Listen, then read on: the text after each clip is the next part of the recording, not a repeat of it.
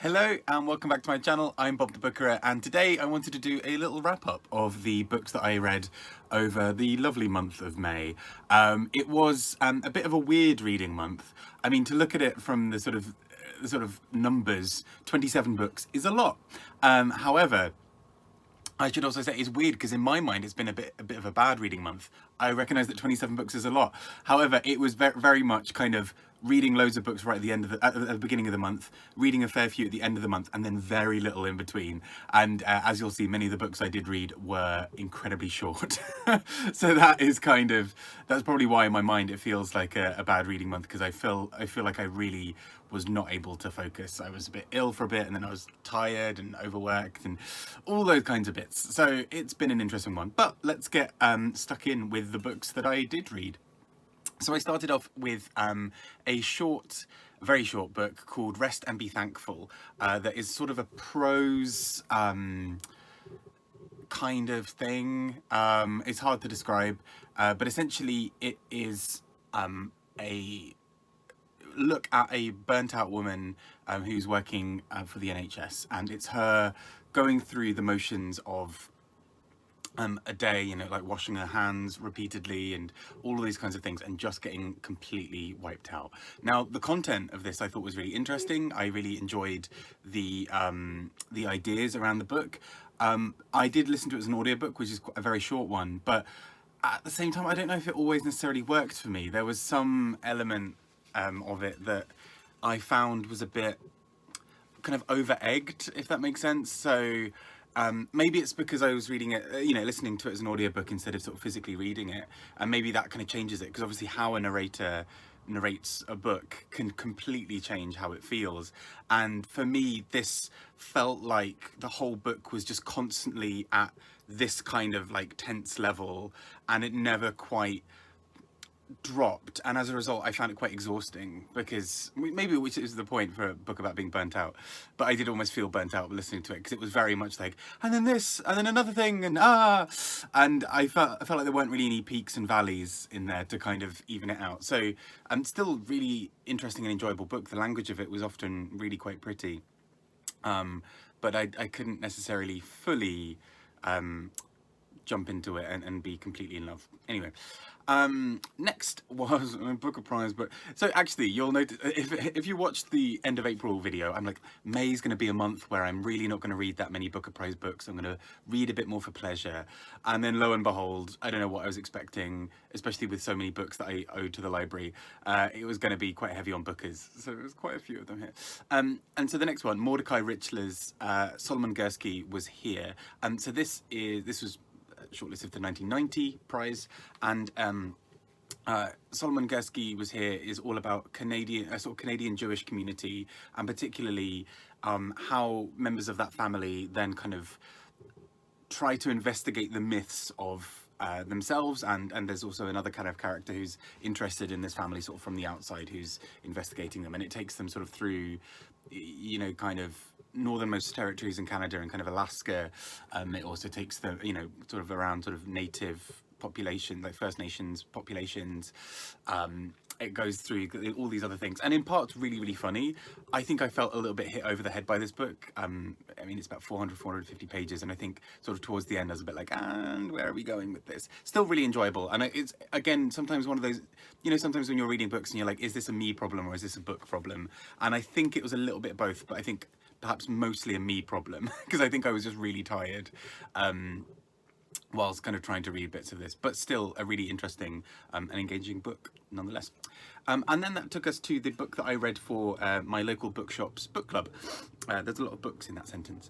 And that was Isabel Allende's A Long Petal of the Sea, which is all about the Spanish Civil War, the kind of after effects of that, and we get these really beautiful stories of characters kind of caught in the middle amongst all of that. So we've kind of got this really interesting sort of dissection of sort of Latin American politics, and in Chile especially, and kind of European politics in Barcelona especially, and sort of in Spain, and it's just really interestingly done, gorgeous writing. I've never actually read anything of Allende before. I've had a book of hers on my shelf literally since probably the early 2000s, because I remember everyone kind of, you know, I got really into magical realism, and there was a book of hers that everyone was like, oh my gosh, you've got to read this, and then I never did. So I'm really glad that the book club sort of forced me to look at this, because it really goes into a lot of depth around what was a particularly harrowing time for a lot of people. You know, you've got people not knowing if they're going to survive, and even if they do survive, they don't know what it's going to look like for the rest of their family. It's really intense and powerful, and yeah, I was really glad to read it and have a chance to finally check out Isabel Allende, and now I feel like I need to read a lot more of hers, because she's a very interesting and sort of powerful writer. Next, a very, very different tack altogether. What It Feels Like for a Girl by Paris Lees. Now, Paris Lees is a British trans woman who writes a lot for for Vogue and for quite a few other magazines and kind of newspapers, and kind of gives, you know, has quite a lot of contributions, not only around sort of being trans, and particularly being trans in the UK, but also on just so many other topics. And she is just incredibly interesting. I've heard this last sort of week, just a bit after I read the book, actually, I kind of was listening to a few podcasts, and especially, yeah, the last week or so, because the book's just come out, and she is just such an interesting person in the way she speaks about so many things, about our relationships with our bodies, about the ways that people kind of use sort of shame as a defense mechanism, or have all these other sort of things that people do to kind of ward off discussions around various things.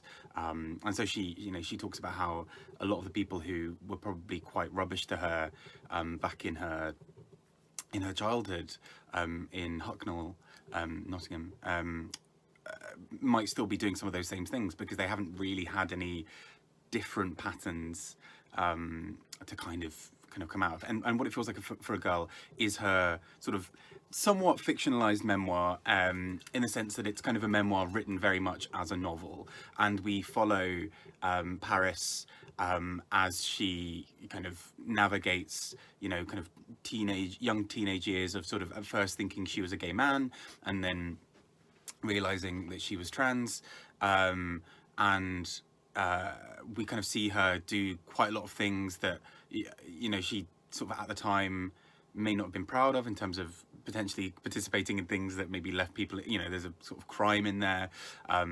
She also talks really candidly and really brilliantly, I think, about sex work, and she's been a real advocate for sex workers, and she describes it in such beautiful detail in this book, of really kind of going into sort of the reasons for why she did it. And actually for her, it wasn't only the money aspect, but it was a sort of sense of validation when she was, as she then thought, you know, sort of presented perhaps as a young gay man. And at that time, she kind of, that was the kind of validation she wanted and needed, she felt. This book is also really interesting. It's written entirely in basically sort of local dialect or accent. So the whole thing, you know, pretty much there's never an H that's pronounced. And there was a great interview I heard with her recently where she was sort of saying, you know, Hucknall, the area she grew up in, is always just Ucknall. And so when she, apparently when trams were first sort of brought into the area, you know, the trams apparently had this very sort of official voice of like, the next stop will be Hucknall. And she apparently was sort of looking around being like, am I on the wrong tram? Like, where are we going? And so, yeah, the whole thing is written in that accent, which is quite intimidating and is really quite intense at first, but it's so interesting as it goes along, because it really, the book without it, I think would have lost something. It feels so connected to a sense of place. I mean, you know, she ends the book by her moving off to Brighton to go to university, and that's a really interesting thing, because the accent of the book almost shifts in that last part, and it is almost because there's such a regional and sort of local identity throughout the book that's just so riveting and powerful. Next up, I read another advanced copy book, which was Middle Ages, A Graphic History, and I'm just going to find the name here in the background, by, yeah, Eleanor Janega. And this is a really fun and interesting book. I knew very little about the Middle Ages pretty much at all. It is a graphic graphic novel guide thing, that basically it feels very much like Horrible Histories in that way. It's very kind of a very chilled, kind of casual at times way of telling history about the Middle Ages, but actually in doing so really navigates a kind of an often misunderstood area of history. I knew very little about it, but what I really respected about this book was how it is able to not only make that really accessible, that material really accessible, but also actually to look at things with quite a modern lens. So it could just sort of tell the history of various parts of Europe, but it also has, for example, a mini chapter on anti-Semitism, a mini chapter on LGBTQ lives in that time, on what it was like to be a person of colour in Europe in that time, particularly as, you know, the Middle Ages were often sort of sometimes seen as a war kind of between bits of Europe and Africa and bits of Europe and kind of Asia. And so this book does this really interestingly of actually giving that modern lens to something that you wouldn't always, you know, these are sort of parts of history that are often ignored. And actually in the chapter on anti-Semitism, it really looks at how that sense of anti-Semitism sort of was fostered and how that then continued and created kind of some problems that kind of were present in Europe for many hundreds of years later. So really, really interesting and very, very well done book, and I really enjoyed it. And next up, I'm just going to combine them all together because I did do a separate video on this. And those were 4 books by William Trevor. So those were The Children of Dynmouth, which is all about a young man who, well, sort of teenage boy really, who is a bit of an outsider and essentially, as a result, oversees a lot of the kinds of behind the curtains or sort of behind closed doors kind of secrets of this small seaside town, and it sort of is this very kind of an Inspector Calls kind of moment of exposing these crimes and sort of making people's lives kind of hell, but sort of hell that they brought almost upon themselves.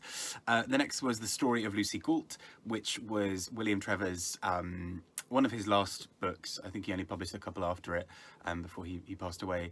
And this was also, all 4 of the ones I'm mentioning were shortlisted for the Booker. And Story of Lucy Gault is all about this young woman who, well, she's a young girl at the time when it all kind of starts, and her parents think that she's died, and so they move away, but actually she's just gone missing, and she comes back and has this whole life without her parents from a very young age, I think from about 6 or so.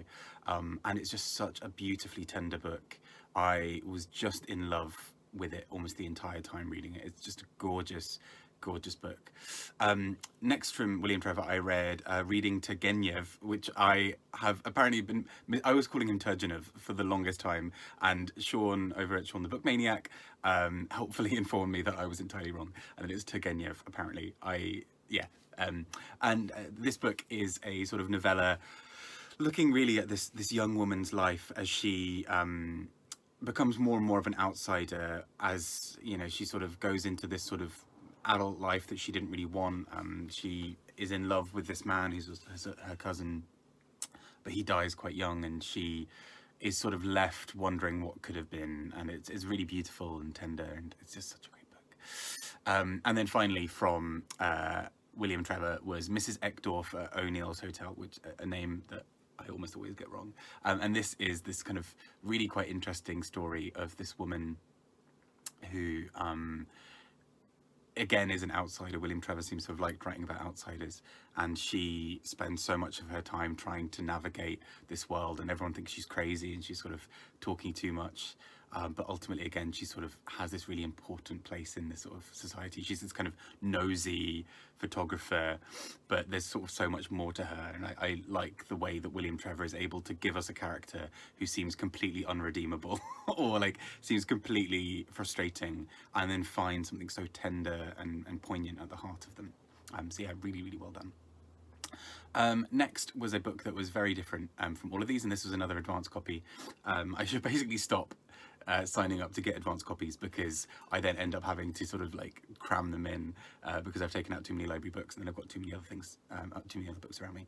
But this was a real gem, and this was Las Beauty Queens by Ivan Monalisa Ojeda, I believe is the pronunciation. Apologies if I'm wrong. And again, the Ivan uses both he and she pronouns, and so if I sort of interchange a bit please do not be confused. I'm not intentionally misgendering them, and I often will use they as an easier one here, just so it doesn't kind of get too confusing. But essentially this book is told from Ivan's perspective. It's sort of non-fiction but feels very fiction, sort of very fictional in some ways, and it's detailing her life as in this sort of community of drag queens, of trans people, of sex workers, and kind of people who in many ways have kind of formed their own community but are still very much seen as a sort of underclass or the kind of underbelly of society. And it's kind of just it's only about 150 pages or so, and it's this sort of community really scrabbling to find their way to kind of survive and occasionally thrive. And it's so beautifully done because, you know, you'll have sex workers talking about their clients, and sort of you'll get the kind of bawdy sense of humor from them joking about them. You'll get them really describing sort of very intense sort of graphic sex scenes at times. But then you've also got these moments of, you know, Ivan has a drug overdose or a really bad reaction to drugs, and is in hospital, and it's so beautifully and powerfully done.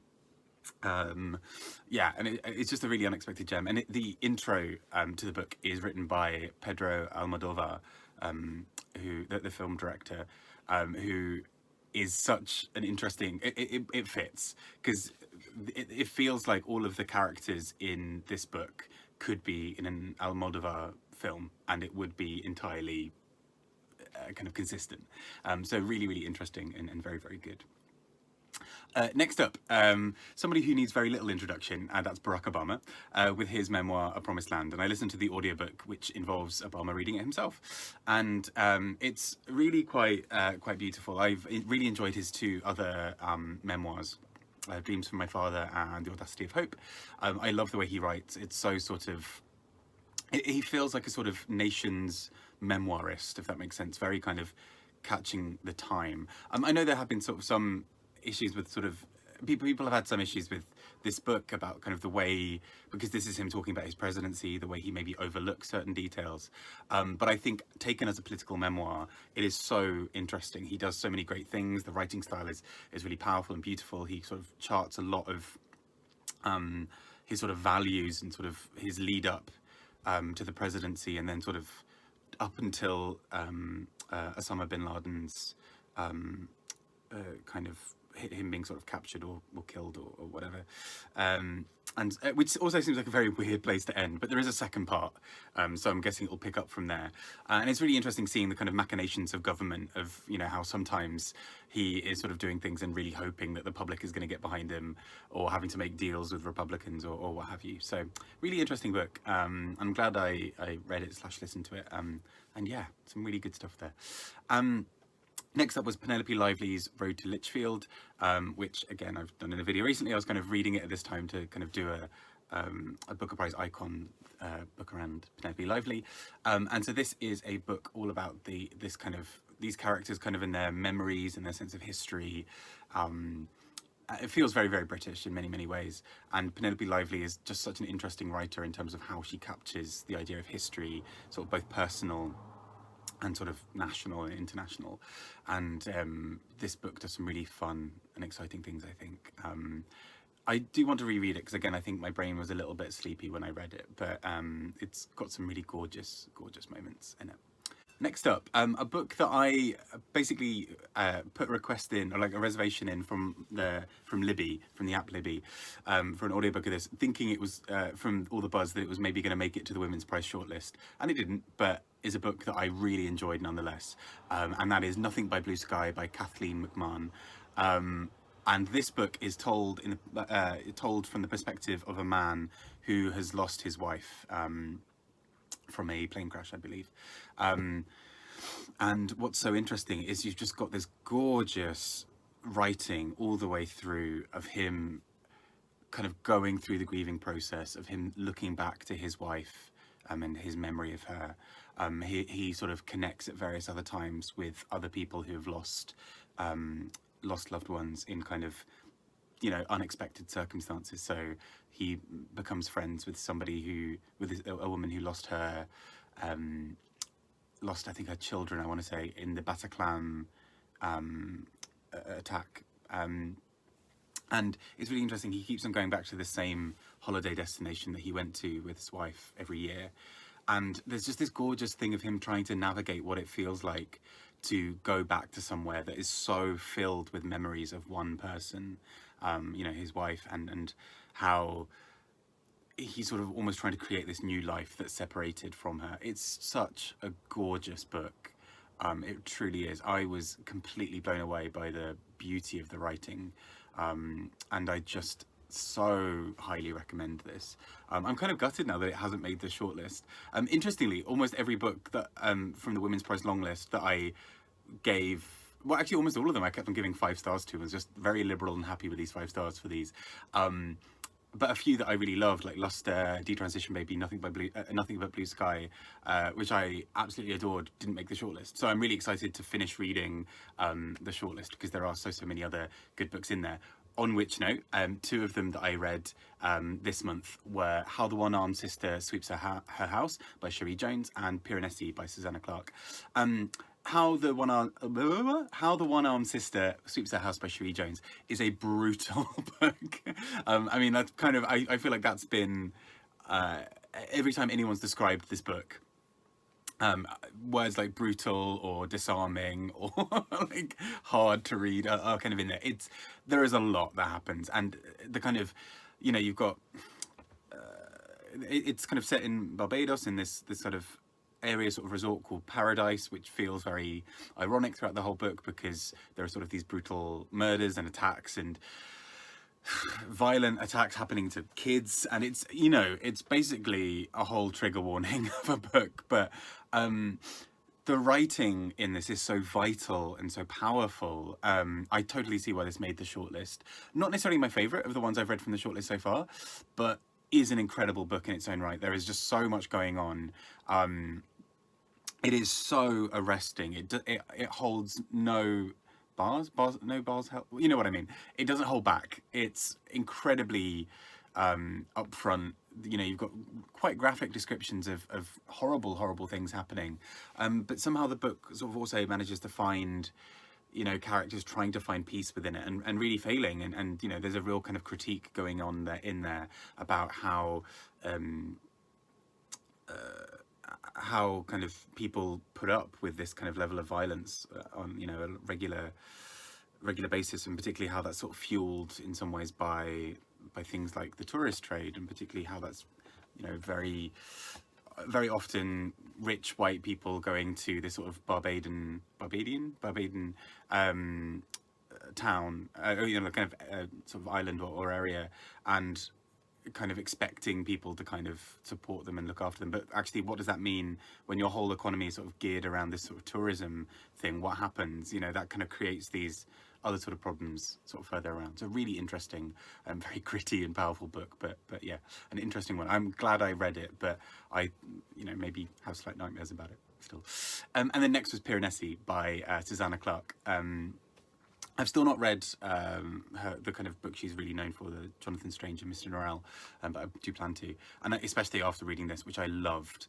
So this book, I think I'm really glad that I heard Simon Savage talking about it before I read it, because Simon was talking about how when he sort of first started reading it, wasn't necessarily fully blown away, and then there's a kind of twist or a turn in the middle, and then everything falls into place, and this book suddenly becomes incredible. And I'm really glad I heard that, because that's essentially how I felt, and that really encouraged me to push on when I was really struggling with some of the earlier pages. So there is this character we're introduced to, Piranesi, in the beginning, who has kind of kept all of these journals and is basically navigating what feels like it's an old labyrinth that seems to be attached to these things, and, you know, like kind of all attached, and it's really dense. You know, he talks about several hundred rooms, for example, or thousands of rooms, and he kind of maps it all out, and there are skeletons around, and there are kind of these tides that rise and fall, and there are these birds and these statues, and it's very sort of fantastical and kind of strange, and you're kind of wondering what's happening.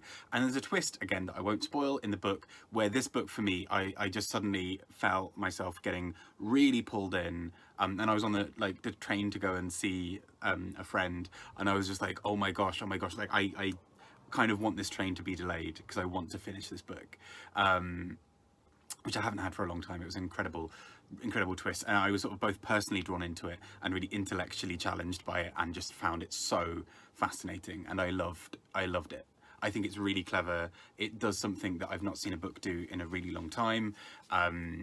And for me, the payoff of getting to that sort of twisty bit is so satisfying because it is really cleverly done. And I'll leave it there because I don't want to accidentally spoil any of it for people, but it's brilliant. And now is kind of one of the books that I'm rooting for the Women's Prize. I've read now everything apart from No One Is Talking About This by Patricia Lockwood. So I'm excited to check that out and complete the shortlist. But yeah, really, really beautiful book. And then next I read a couple of other books which a friend lent me that I'd been meaning to get around to forever, and then eventually was like, Bob, like, stop it, just read them. And those books were Interior Chinatown by Charles Yu. So this is written kind of as a screenplay, so I'll try and find a really good example on a page for you, so you can sort of see how it feels very much like a screenplay with kind of characters going in and out. And it's a really funny and interesting book, because basically the screenplay sort of trope works really well because it basically explores what it's like for this man to be an Asian American, especially basically in terms of people, kind of especially an aspiring actor, with people only really wanting to take him on for acting jobs if he can play like a kung fu guy or like a guy working in a Chinese restaurant or kind of, you know, keeper of the secrets, and these kind of really tropey, stereotypical roles for East Asian people, particularly people from China. And so it talks about how it really interestingly explores that, because the whole screenplay feature basically makes it feel like the whole thing is this sort of performance, and that he's kind of constantly trying to sort of navigate what roles he has to play to be seen as a real person, or to kind of get anywhere in life. And I just thought it was really interesting, and I really loved it. I thought it was so clever. Yeah, and I think I did maybe want a little bit more of a dissection of like what it looks like off camera, essentially, because it is very on camera, and so I suppose we never really get almost the additional critique of that, but it is so funnily done, because, you know, characters are brought in. At one point there's a black man, and he's also kind of created in a very tropey way on purpose, and so is given a name and a kind of description that's basically like what a casting call would look like. You know, there's sort of ones that occasionally leak of like really terrible casting calls where they sort of say like, black man, you know, should be like XYZ, and these kind of really stereotypical and kind of grim stereotypes, or, you know, it's kind of like woman must sort of seem really really innocent, but also must be like a harlot, you know, like kind of weird kind of casting things that are very dodgy. So yeah, I think it does really well at completely needling those ideas and kind of dissecting them in a really interesting way. And then something else that my friend lent me that I found really interesting was James Hannaham's Delicious Foods, which is a novel that really goes into this idea of sort of modern slavery, or sort of modern indentured servitude, essentially, of there is this woman who is this sort of mother who's addicted to drugs, and she basically gets kind of, because she's quite vulnerable, she suddenly gets basically taken by these people who promise her that she'll be able to work and make loads of money and kind of get clean, as it were. And she's basically just taken to a farm where she does loads and loads of work, but it never quite pays off the debt. It's very, if you've played Animal Crossing, it's very kind of Tom Nook in that sense almost, but like, you know, everything you do has a debt. And so, and, you know, it's lots of characters who are all, you know, addicted to drugs in various forms, and so you've kind of put them all on this sort of plantation, or essentially plantation, to kind of work, and then many of them kind of, you know, they are still addicts and still kind of need their hits, and so they have drugs sold to them, but obviously that just increases the amount that they owe in debt, and their debt just keeps rising because they're paying, you know, their debt includes all their like, all they pay for their room and board, for example. So these really horrible conditions, and then her son, who's sort of trying to sort of save her and sort of establish his own life within it. But what is so interesting, and it took me a little bit in this book to really work out what was happening here, there is a third character apart from the son and her mother, who is the addiction or the drug. And it's so interesting because at one point I was like, who is this eye that keeps on appearing? And the eye is this drug or this addiction. And so, you know, he talks about this woman needing him, and how, you know, they went into the compound or to this kind of plantation together, but he's always going to be with her no matter where she goes. And it's riveting and horrible and horrifying and really powerful and gutsy as a book. So yeah, I thought it was really interesting. And a book that I'd completely never heard of before. I don't think I'd heard of the author or the book at all, but really, really interesting. So that's Delicious Foods by James Hannaham. Next up, I read a bit of an old classic for a book club, and I'm part of which was Alice Walker's The Colour Purple. And I hadn't read this in sort of 10, 15 years. And I was just struck by how gorgeous this book is. And I knew it was a classic. You know, I think she won the Pulitzer for it. It's just one of those books that's always spoken about with such, you know, such high regard. And I kind of couldn't really remember much about the book, and going back through it, it's just incredible how it's done. It's incredibly brutal. It deals with some really tough topics, you know, talking about these black women kind of wanting to run away from sort of some of what's around them. There are kind of abusive relationships. There's sort of there's quite a lot of sort of sexual violence, especially early on. It's a really tough book at times, but there's something so powerful in the way that this book is written. Is kind of her introduction to the book. She talks, Alice Walker talks, and this was read by Alice Walker as an audiobook, which is really cool as well. It's always great to hear an author's own voice when they read it. And so many of the early chapters especially start with the main character talking directly to God. And it's so powerfully done because that you kind of almost sense a loss of faith or a kind of shift of faith, and Alice Walker talks about how she kind of actually saw it as being as well a move from a kind of organized religion, God-based faith, to a kind of more like paganistic faith in sort of nature and in kind of the world. And it's just so beautifully done. I'd forgotten how good this book is. Like, really, really had forgotten how good this book is.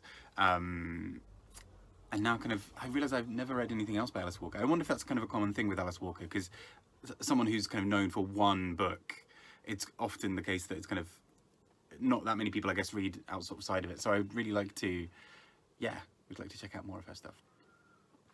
Then after this, we get into international booker territory. And I did do a separate video on this, so I won't spend particularly long talking about any of them. But the first was In Memory of Memory by Maria Stepanova, which is a really in-depth look at, it's kind of a personal essay that sort of becomes sort of a treatise in some ways on memory, and sort of delves into her family's history, particularly as Russian Jews, and sort of the various historical things that would have meant that sort of the 1900s in Europe were not the easiest time. And then from there I went on to what did I go on to next? Yeah, The Employees by Olga Ravn, which is sort of a futuristic look at the world. It's kind of a hyper-capitalist or kind of industrial world where kind of humans and humanoids are kind of disposable and things that can be destroyed, all written in kind of evidence statements. Really, really interesting book. Then I read At Night All Blood is Black by David Diop, which is a story all about Senegalese warriors in World War One, and particularly the sort of where this character sits in amongst, you know, all these other people, and how his sort of identity as someone Senegalese is so caught up in the conflict in a really strange and interesting way, that there's such a brutality of war, but also even though he's fighting for one team, he's not necessarily sort of seen as an equal amongst them. So really, really powerfully done. I also then read The Dangers of Smoking in Bed by Mariana Enriquez, which is a collection of short stories, very kind of horror-y, very kind of gruesome in parts. Not always successful for me, but then I also feel like I'm not the right target for this. I sort of recognise that I'm not someone who really enjoys horror. I'm not necessarily scared by it, I'm just not exactly excited by it that much. But some really interesting and really powerful writing, just perhaps the stories themselves didn't necessarily do it for me. And then finally from that shortlist, When We Cease to Understand the World by Benjamin Labatut, which is which it does a really interesting thing of blending non-fiction and fiction, in that it mostly talks about sort of physicists and mathematicians for the vast majority of the book, and then probably for about the last 20 pages, I'd say, does a sort of a bit of an about turn and suddenly follows a sort of fictional or kind of very autobiographical sense, and it suddenly connects the dots between all of the people we've read about earlier. I think it's brilliant, and really, really powerful. And between that and At Night All Blood is Black, those are my favourites for the International Booker Prize. So those are quite a lot of them so far. There are just a few more. The next is a book that I had recommended to me by a friend ages ago, and then kept on meaning to come around to, and really glad I finally listened to it as an audiobook, again read by the author, which is Braiding Sweetgrass by Robin Wall Kimmerer. And this is basically about Native American wisdom, as it were, around botany, around science, around nature. And she does a really interesting thing. So Robin Wall Kimmerer is a botanist and a Native American woman, and she weaves in together sort of how the kind of hard science of botany is taught alongside her own sort of reflections on how Native Americans see the world, and particularly her tribe, how they sort of see the world and the relationship with nature. And so, you know, there's a lot in there about, for example, only taking as much as you need, and not anything more, because to do that, you know, depletes resources, and that's kind of, you know, that's kind of what we see with sort of hyper-capitalism or hyper-consumerism, and how that really impacts the environment and the world and creates so many other problems. And it's so interesting to see that marrying together of sort of indigenous wisdom and sort of modern Western science, essentially, and then all the kind of bits that fall in between, and kind of science from elsewhere and kind of other indigenous wisdom. And it's so interesting because in doing so, she essentially creates a bit of a manifesto for change of actually how we need to be looking at the world, to kind of approach it a bit differently. So yeah, really, really powerful and bloody brilliant book. I was so entertained and intrigued by it the whole way through. It's really, really well done. And then just a few more, sorry. So the next was The Doctor's Wife by Brian Moore. Again, a book, a shortlisted one. So this is all about an Irish woman who falls in love or lust with an American man while on holiday in France. And in doing so, you know, leaves behind a child and a husband at home. And it's kind of interesting because on the surface, you know, that's a story that we hear kind of quite a lot. But this woman at the heart of it then has a bit of a sort of, it's hard to tell whether it's kind of an epiphany and a moment of freedom and liberation, or a mental breakdown. And it's really hard to unpick because in some ways it feels like she is really suffering, and, you know, the kind of, she wants to be as far away from Ireland as possible, and, you know, the troubles and lots of other things. Lots of characters in the book reference that and sort of say like, oh, are you going to America to avoid the troubles? And she's like, no, it's nothing to do with that at all.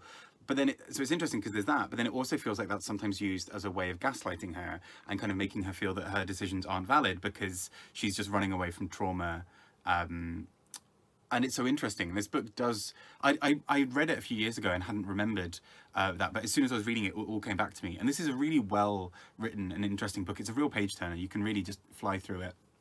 And it's just such an interesting book because it really deals with that idea of trauma and escape and what it means to kind of choose your own destiny versus what it means to kind of follow the herd and kind of do what is expected of you, but also the sheer sacrifice that comes with that. And the end of the book, I don't want to give too much away, but it really creates this sort of image of this woman doing essentially exactly what she wants. And we are meant to kind of almost question, are we the wrong ones? Like, are we getting this wrong? Because she seems happy and in her own world in some way. So yeah, really, really interesting. Next was Bernardine Evaristo's Blonde Roots, which essentially is a sort of fictionalized retelling of slavery and the slave trade, but done with races sort of flipped, a bit kind of like Mallory Blackman's series, the name of which has just completely escaped me. But she, Noughts and Crosses. And so it basically has this kind of idea of Africa as being the continent of kind of that is doing the conquering and the colonizing, that word. And so essentially these kind of peasants in Britain are kind of talking about how, you know, they've sort of become the sort of enslaved ones in some ways. And it does some really interesting things in that, in kind of exposing, you know, some of the things that particularly, for example, white Europeans might have sort of thought at the time and might still think now, in terms of, you know, oh, you know, this other foreign country, isn't what they do a bit weird? Like, oh, they eat with their hands, or like, oh, they wear these kinds of things. And it really inverts it of, you know, these sort of African colonialists kind of saying, well, like, well, why would you randomly use, like, why would you use a knife and fork? That seems so wasteful. Like, and sort of really flipping it on its head in those sorts of ways. Not always particularly, part of me almost wanted it to go a little step further. And I don't know if that's unfair to kind of ask a book to be something that it didn't do, and maybe kind of in my own sort of perspective.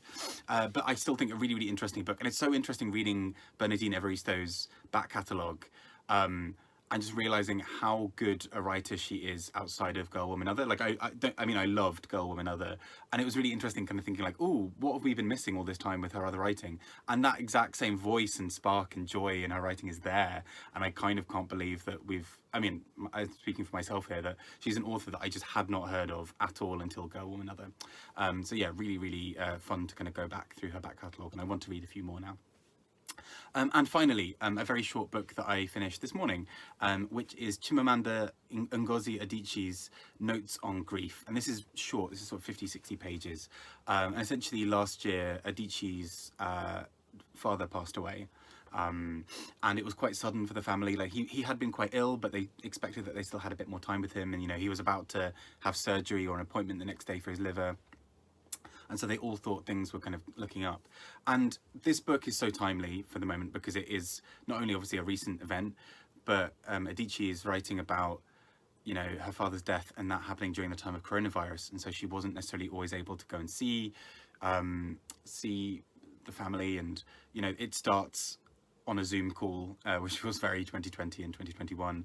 And it's a gorgeous book. I mean, hats off to her to go through that level of grief and mourning, and then to be able to turn that into writing with such clarity and such purpose and poise. I can't imagine how difficult it must have been for her to write it, and then to put it out there into the world, to really expose herself to with that kind of vulnerability. I just thought it was an absolutely gorgeous book, and I really do urge you to check it out if you get the chance. It's really powerfully done. So yeah, anyway, those were the 27 books that I read this month. And like I said, so many of these were very short, which is how the number 27 was reached. And many of them were audiobooks as well. I don't think there were many books over about 300 pages that I actually read myself, you know, without the aid of an audiobook during this whole time. So let's see. And with, you know, June coming up, I'm going to hopefully, I say this after last time, I mean, there will definitely be a fair few Booker books in the coming month. But I'm also really excited to go back and look at a few books that I've been meaning to read for a long time, especially during Pride Month. And I've got a separate video coming out about those books as well. But yes, I've been Bob the Bookerer. I hope you've had a great reading month too. Let me know kind of if you've read any of these, or if you've got kind of any good recommendations based on these. I'd love to hear from you. And I hope wherever you are is sort of safe and open, and you're doing well, and that the sun is as nice as it is currently in the UK, which feels very strange after like a few weeks of terrible kind of muggy, rainy weather. Anyway, I've been Bob the Booker. Take care and speak to you all soon. Bye bye.